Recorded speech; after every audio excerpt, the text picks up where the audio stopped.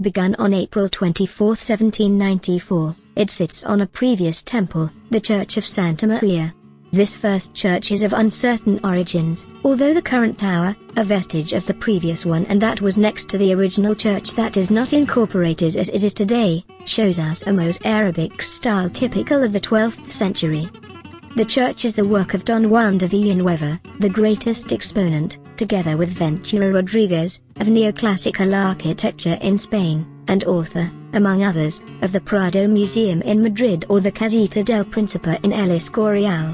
Juan de Villanueva was a prolific architect, to whom the building of the Academy of History and the Oratory of the Caballero de Gracia are also due, both in Madrid, a city to which he contributed to give the new appearance of a modern and monumental city that the King Carlos III wanted for his capital. Within the limits of the exterior walls that he has to maintain, Villanueva designs the interior with 3 transepts in 5 sections. The first section, at the ground, makes it coincide with the existing tower in the epistle transept, placing the choir at the top, and the baptistry in the gospel one.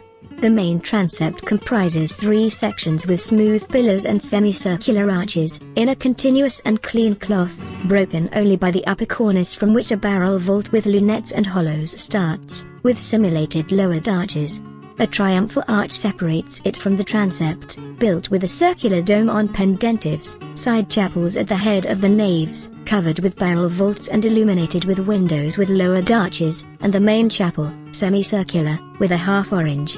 The entirety is very academic and with smooth walls without decoration. On the outside it also has to adapt to the existing building, limiting its performance to the front and the transept.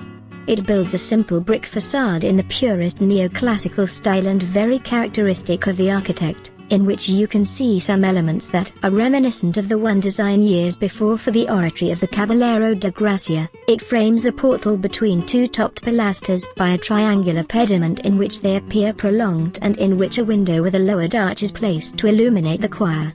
Above the door there is a plain card, possibly designed for a bas-relief, reminiscent of the one on that facade.